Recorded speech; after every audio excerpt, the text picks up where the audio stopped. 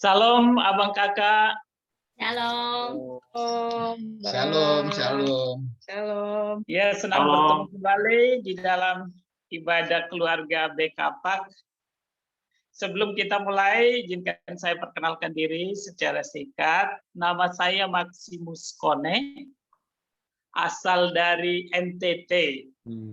Sekarang saya bersama istri tinggal di Lombok, tepatnya di Kuta Mandalika, dekat sirkuit.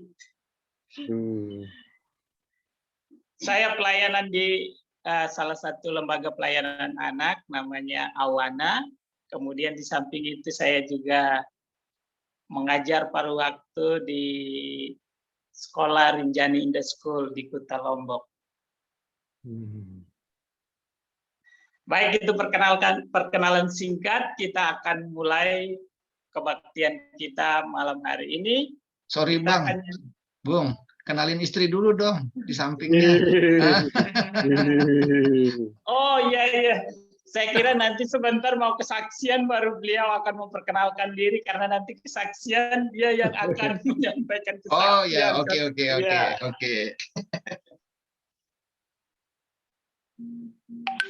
Baik, kita akan naikkan satu pujian dari Kidung Jemaat nomor 18, bait yang pertama dan bait yang kedua.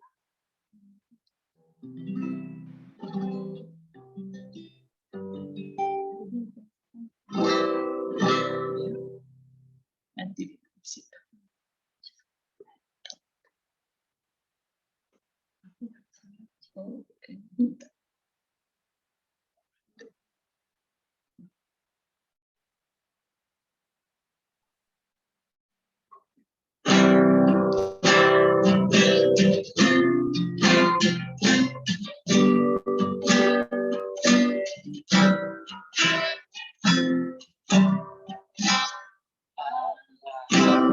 Hadir bagi kita dan hendak memberi berkat, menimpalkan kuasa Roh-Nya bagai hujan yang lebat.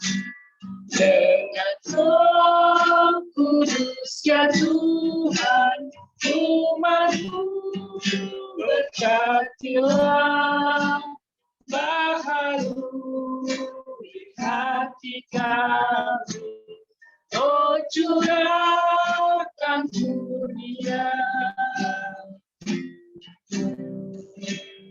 Allah hadir, sungguh hadir di jemaatnya yang kudus, oleh kasih kurnia-Nya biar kita ditebus. Dengan Roh Kudus ya Tuhan, umat-Mu berkatilah, baharui hati kami, oh curahkan kurnia.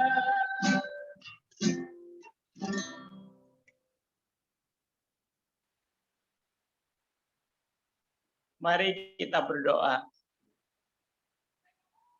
Bapa di sorga, Bapa yang kami sembah di dalam nama Tuhan kami Yesus Kristus, kami bersyukur kepadamu karena malam hari ini kembali kami bertemu di dalam ibadah keluarga BKPAK.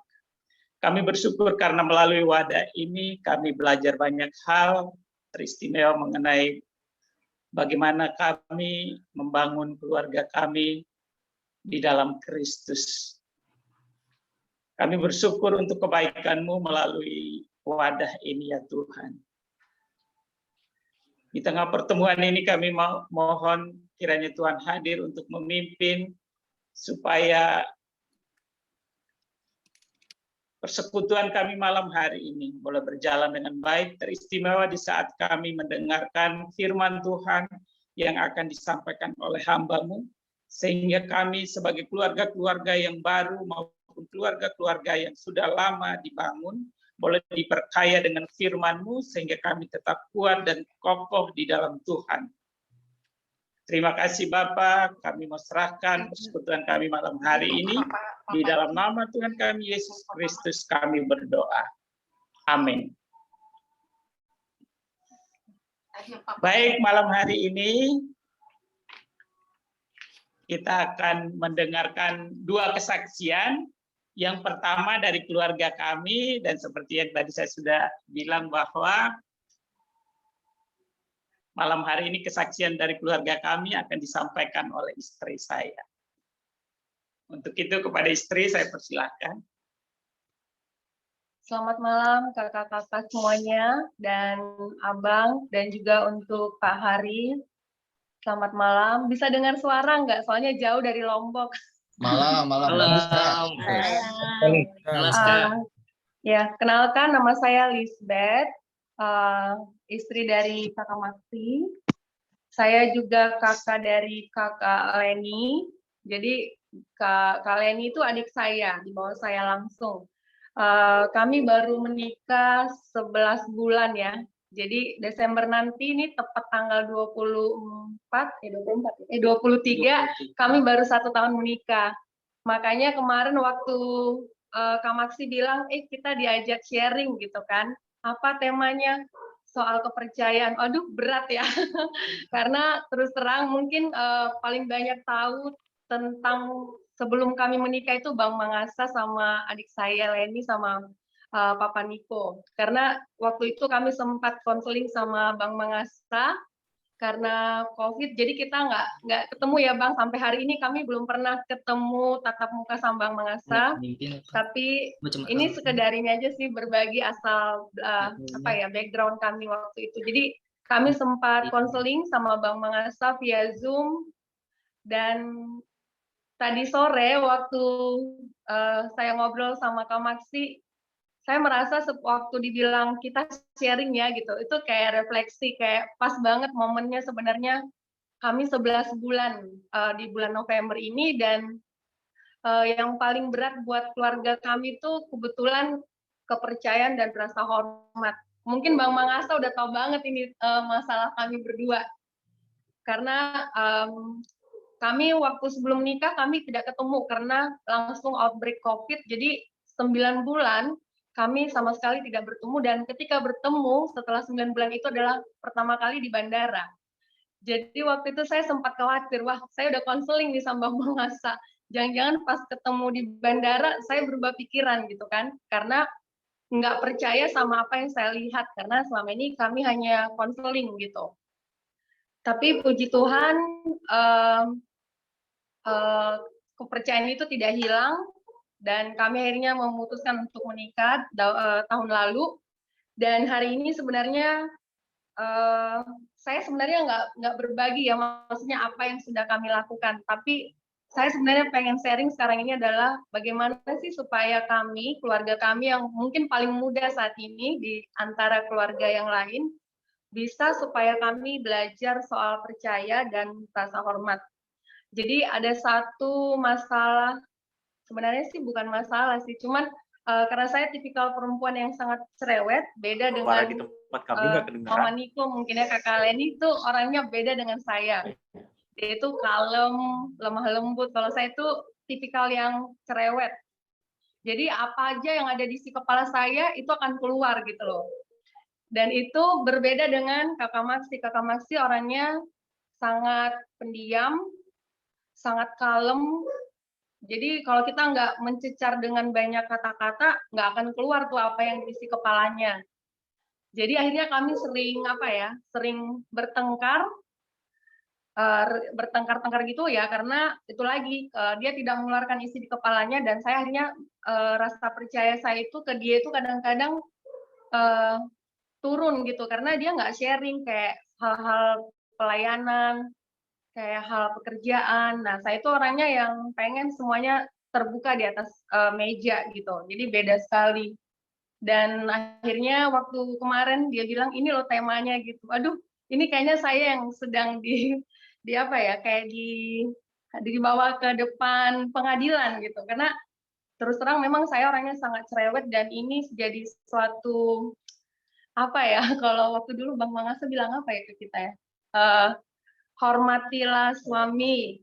Hormatilah suami walaupun dia mau gimana gitu. Saya ingat banget Bang Mengasa. Cuman kadang-kadang saya lupa gitu, ya udah asal keluar aja gitu semua kata-kata kan karena cerewetnya itu. Jadi buat saya memang ya benar kepercayaan dan rasa hormat itu sangat esensial sekali dalam kehidupan berkeluarga, dalam kehidupan rumah tangga. Dan hari ini kami sebenarnya pengen banyak tanya sih kepada Pak Hari, gimana sih tipsnya supaya saya yang cerewet ini ketika ada hal yang mungkin menurut saya kurang pas, tapi saya tetap bisa gitu, maksudnya memposisikan Kakak Maksi dalam apa ya, karena laki-laki memang suka ya dihormati, memang itu apanya laki-laki ya, nggak mau dia disentil untuk bagian apa ya, maksudnya hormati itu memang laki-laki banget gitu lah. Tapi kalau saya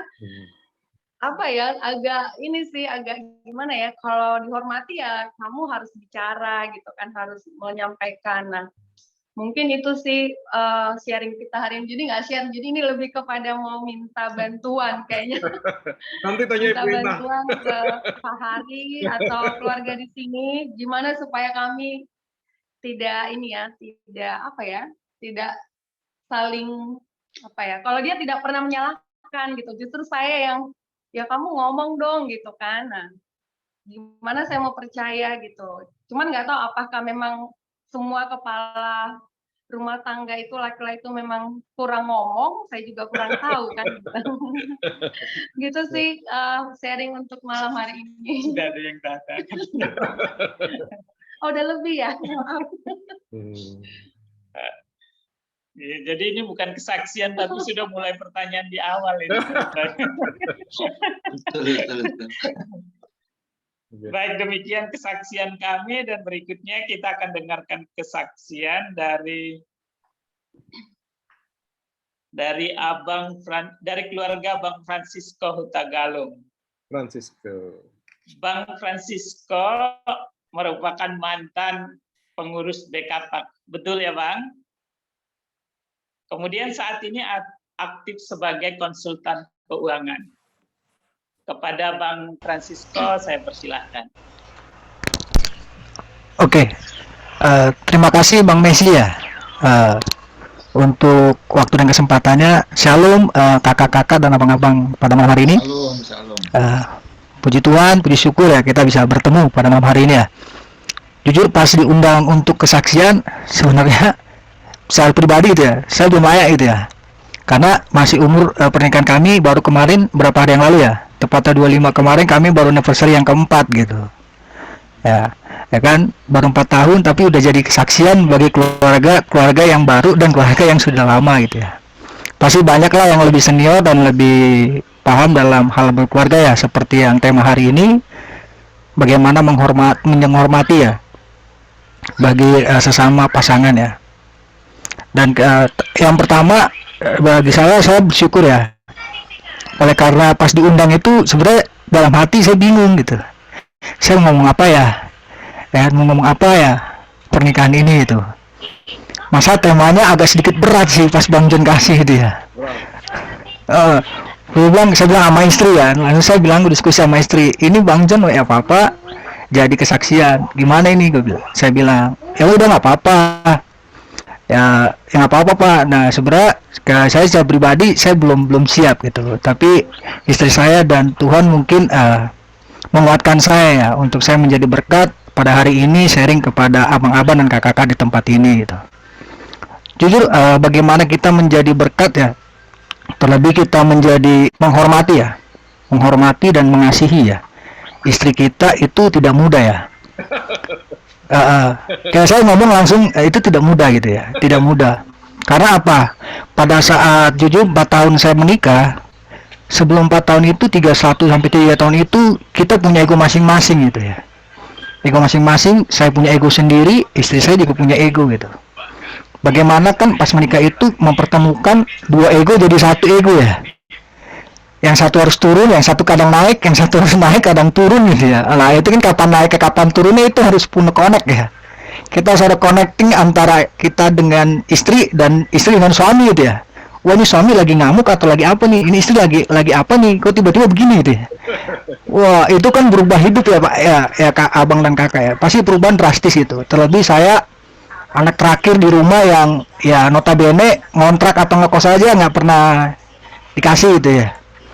Begitu saya menikah harus keluar kan, saya menikah harus keluar, bahwa kan firman Tuhan mengatakan ya laki-laki harus sama dengan istrinya gitu ya, sama istrinya keluar. Itu juga perjuangan tidak mudah gitu, karena ya mungkin di sini ada yang mayoritas Batak. Kalau Batak itu kan anak terakhir katanya harus di rumah ya, harus di rumah tinggal sama orang tua. Kita untuk melangkah keluar itu memang itu pergumulan, tapi bersyukur puji Tuhan sampai 4 tahun ini kami bisa menjalani itu ya, bisa menjalani itu. Karena apa, yang pertama saya diingatkan di mana pada saat 4 tahun ini usia kami masuk suatu komunitas baru di dalam suatu gereja gitu yang menguatkan kami ya. Itu dalam family apa namanya, dia connect group family. Ada juga suatu ibadah untuk keluarga gitu, keluarga kami setiap seminggu sekali ketemu gitu. Puji syukur Tuhan panggil kami gitu untuk melayani di sana juga gitu, untuk melayani di sana sebagai pelayan kemayan baru-baru inilah. Itu dia kami akhirnya diundang untuk suatu retreat gitu ya, retreat keluarga gitu, keluarga di mana hamba Tuhan itu yang sebagai pembicara. Banyak hal memang pada saat keluarga itu yang saya pelajari ya, dimana yang pertama apabila kita mau mengasihi istri dan kita menghormati suami, ada di dalam saya teringat dengan kitab Yakobus 1 ayat 19 ya, mengatakan, hai saudara-saudara yang kukasihi, ingatlah hal ini, setiap orang hendaklah cepat untuk mendengar, tapi lambat untuk berkata-kata dan juga lambat untuk marah gitu. Nah itu bahwa saya diingatkan sebagai seorang suami atau istri, kita apabila kita mau menghormati dan mengasihi ya kita harus mendengar lebih banyak gitu daripada kita berkata-kata. Tapi yang lebih susah itu yang terakhir sebetulnya, lebih lambat untuk marah gitu. Karena kalau udah ngomong agak sedikit emosi dikit, kuping agak panas, pasti kita otomatis marah gitu ya.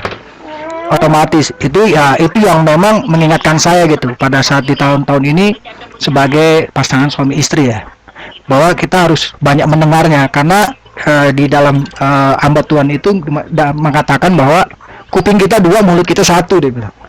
Berarti kan lebih banyak kuping daripada mulut gitu.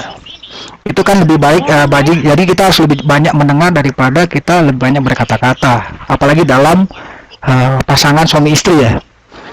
Ada namanya butuh chemistry ya, butuh quality time ya dengan istri ya, kita saling mendengarkan istri, walaupun kadang-kadang kita juga nggak mau dengerin, waduh lagi pusing lagi ini, tapi ya namanya pasangan suami istri kan kita harus jadi soulmate ya, soulmate antara sebagai soulmate istri kita dan soulmate suami kita gitu. Pada saat ada masalah ya kita dengerin, pada saat lagi bahagia juga kita dengerin juga, walaupun kadang-kadang waktunya tidak pas. Itu yang pertama. Baru yang kedua, di dalam apabila kita pingin yang menjadi dihormati atau kita menghargai, dalam Efesus 4 ayat 32 ya, tetapi hendaklah kamu ramah seorang terhadap yang lain, penuh kasih mesra dan saling mengampuni, sebagaimana Allah di dalam Kristus telah mengampuni kamu. Ya, kita penuh kasih mesra dan mengampuni.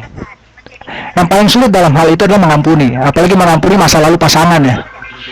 Itu belum semua bisa ya, apalagi kalau kita punya pasangan yang masa lalunya waduh udah nggak enak didengarnya gitu ya. Itu memang tidak mudah, tetapi kami berdua dalam menjalani hubungan pasangan hidup, kami bisa siap menerima kekurangan atau mengampuni masa lalu pasangan kami itu, karena kami tahu masa lalu is masa lalu gitu ya. Masa lalu tidak bisa dirubah itu ya, kita harus mempelajari. Tapi masa depan itu adalah masa depan yang penuh impian, yang bisa kita capai, yang bisa kita rubah. Apabila kita bersama Tuhan ya, itu pasti kita akan dikuatkan itu ya, dan dalam hal kita memiliki kasih yang besar dan mengampuni. Baru yang terakhir, saya dapat dikuatkan lagi dalam kitab Matius 20 ayat 28 ya. Sama seperti anak manusia datang bukan untuk dilayani, melainkan untuk melayani dan untuk memberikan nyawanya dan jadi tebusan bagi banyak orang. Maknanya adalah pasangan suami istri yang ada di dalam Kristus harus mengerti panggilan dasar masing-masing ini. Tugas menghormati dan mengasihi bukan dimulai dari menerima, tetapi dimulai dari memberi. Tidak layak mendapat kehormatan jika tidak pernah mengasihi. tidak layak mendapat kasih jika tidak pernah menghormati. Hubungan suami istri yang sejati itu all out, artinya sama seperti di Matius 24:28, sampai masing-masing mau memberikan nyawanya untuk pasangannya sendiri. Bahwa Tuhan juga mengatakan bahwa dia untuk melayani dan untuk memberikan nyawanya menjadi tebusan bagi banyak orang. Karena dalam Connect Group itu saya dikatakan bahwa pelayanan terbesar kamu adalah bukan di luar, dia bilang. Bukan kamu dihargai, dihormati oleh banyak orang gitu. Kamu menjadi pembicara terkenal, pembicara hebat. Tetapi pelayanan kamu sesungguhnya adalah di samping kamu, dia bilang. Di samping kamu, dia bilang itu. Saya bingung waktu di awal dia bilang di samping saya siapa waktu itu kan seminar, oh samping saya siapa nih? Karena dia bilang, nggak usah kamu cari-cari, sekarang itu adalah pasangan hidupmu, dia bilang. Jadilah pelayan pertama-tama adalah menjadi pelayan bagi istrimu, dia bilang gitu. Saat ini, dan istri menjadi pelayan menjadi suaminya. Barulah kalian akan bisa menjadi berkat bagi semua orang. Mungkin itu dari saya, kesaksian saya. Tuhan Yesus memberkati. Amin.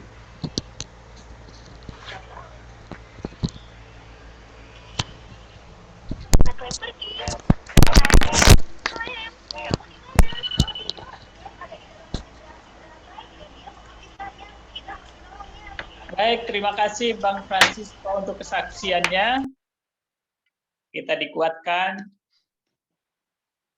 Dan saat ini mari kita siapkan hati untuk mendengarkan firman Tuhan seperti yang kita sudah baca di dalam pesan WhatsApp atau sudah disampaikan oleh Bang Albert bahwa tema kita malam ini adalah